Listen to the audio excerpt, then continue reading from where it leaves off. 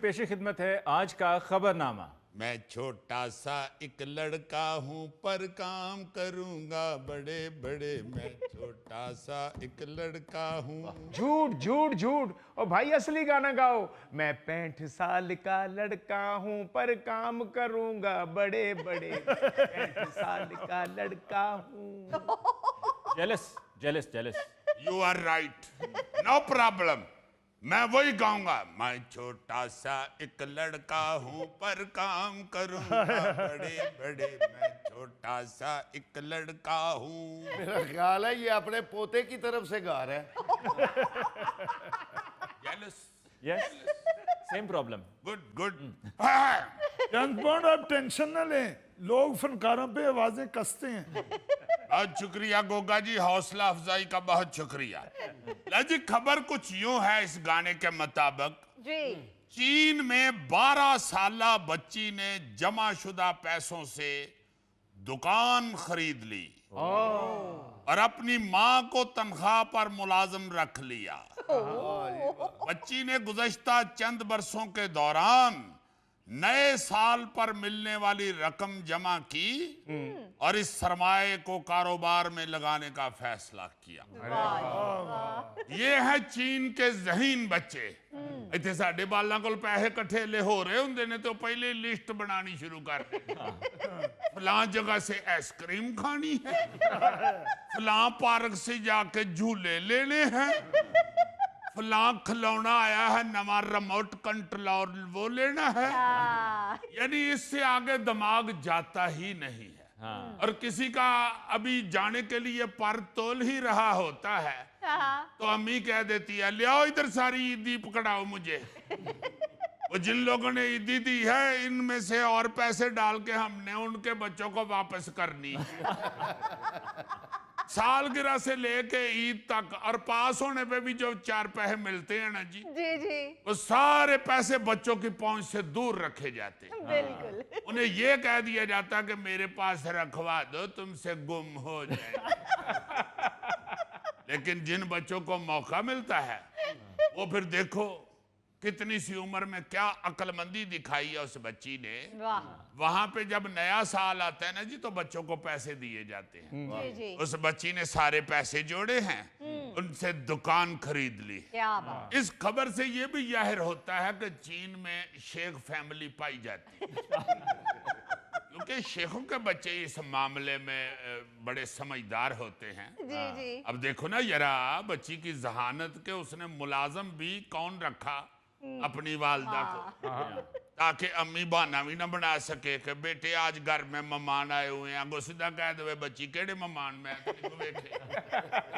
उठो तो दुकान पे चलो ना अम्मा कह सके कि आज मैंने जरा दवाई लेने जाना है। अम्मी आज नहीं तुसी जाना ताड़ी परसों है तारीख डॉक्टर दी। अम्मा फिर बेचारी बैग चुक के टुर पवे काम पे। और साथ देखो जो वालदा को तनख्वाह उसने देनी है वो भी घर में ही रहनी है। बल्कि ये बच्ची ऐसे करेगी कि वालदा को तनख्वाह दे के ना तो फिर कहेगी अम्मी मुझे नया सूट नहीं आपने लेके देना। इसका एक और फायदा भी है, उसने वालदा को जो रख ली है अपनी दुकान पे मुलायम जी। घर में उसकी वालदा उसको जितनी झाड़ें पिलाती होंगी वो दुकान पे पहुंच के बॉस बन के हिसाब बराबर कर लेती हो। फिर इससे एक और भी मेरा ख्याल है खानदान में दिलचस्पी बन गई होगी कि लो जी इस दुकान ते उन्हें रख लिया अपनी वालदा नूं। हुण अगली जिहड़ी ये ब्रांच बनाएगी ना लाइमन ओदे च अपनी फुफी नूं भी रखेगी। मामू कोलों कह रहा होगा कि फिर तीसरी ब्रांच च मैं लगना जी मैं तुहानूं दस दियां। नहीं यार हमारे यहाँ भी बड़ी अच्छी प्लानिंग बनाने वाले बच्चे हैं लेकिन ये किस्मत की बात होती है। ये मुजफ्फर अपना इसने कारोबार के लिए पैसे जोड़ने के लिए खाना पीना छोड़ दिया था। वाह। बस फिर जब वो कारोबार के लिए पैसे जुड़े इसको फिर खून की और ग्लूकोज की बोतलें लगवानी पड़ी। ओहो, यानी फिर कारोबार के पैसे जो थे वो इसकी वीकनेस पे लग गए। जेम्स बॉन्ड, कारोबार करने का प्लान तो मैंने भी बनाया था। तुमने भी रोटी छोड़ दी? नहीं, मैंने कारोबार का सोचा। अच्छा। मैंने तोतों का जोड़ा खरीदा वाह। मैंने कहा कि ये अंडे देंगे, बच्चे निकलेंगे। बहुत प्रॉफिट होता है उसमें तो। जी जी, मगर अभी उन्होंने अंडे भी नहीं दिए, बिल्ली तोते खा गई।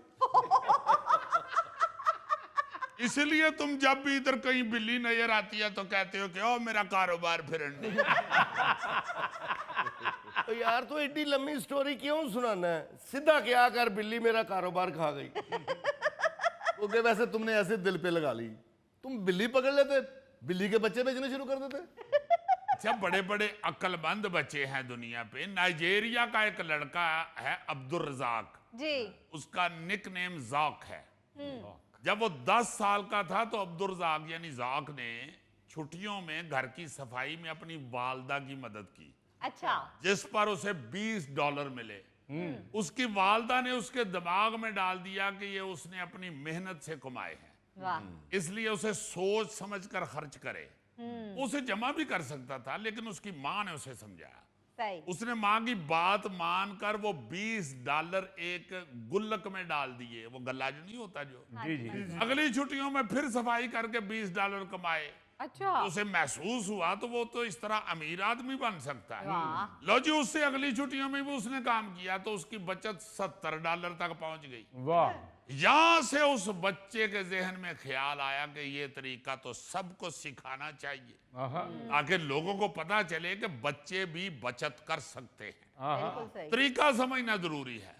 चुनाचे उसने बच्चों के लिए माली उमूर के हवाले से एक किताब लिख दी जिसका नाम था जिकानोमिक्स, वाह। यानी इकोनॉमिक्स और अपना नाम जैक जो है वो मिक्स करके किताब बना दी, हाँ जी, वाह। इकोनॉमिक्स।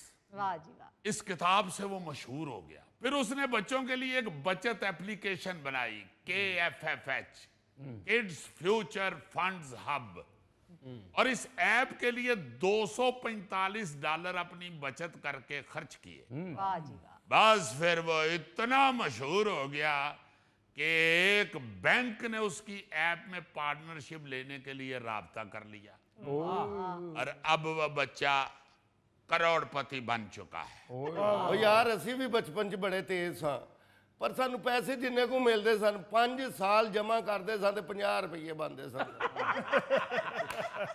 ਉਹਦਾ ਫਿਰ ਤੁਸੀਂ ਮਿੱਠਾ ਪਾਨ ਤੇ ਉਬਲੇ ਆਂਡਾ खा लिया। अच्छा, बरतानिया में एक नौजवान लिविस सिर्फ इस वजह से वैगन में रिहाइश पजीर हो चुका है कि चलो वैगन भी खाली खलोती रही है, जे मैं ਇਹਦੇ 'ਚ ਰਹਿਣ ਲੱਗ ਪਵਾਂਗਾ ਤੇ हर महीने 1000 पाउंड किराया बचेगा।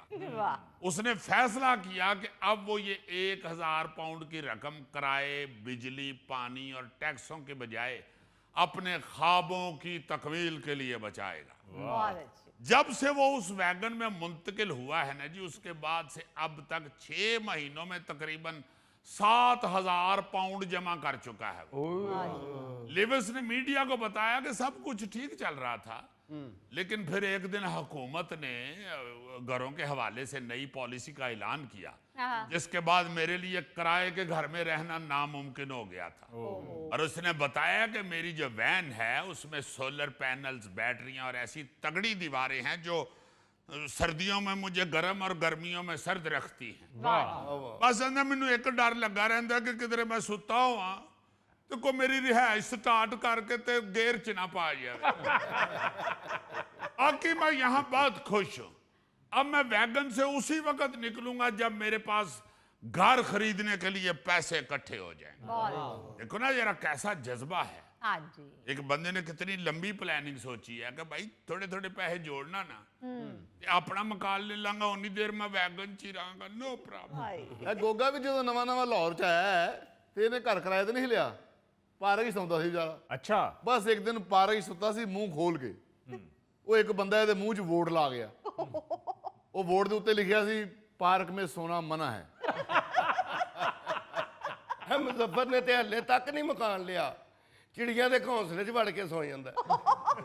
ਚਿੜੀਆਂ ਨੂੰ ਕੁਝ ਨਹੀਂ ਕਹਿੰਦੀਆਂ, ਉਹ ਸਮਝਦੀਆਂ ਨੇ ਸਾਡਾ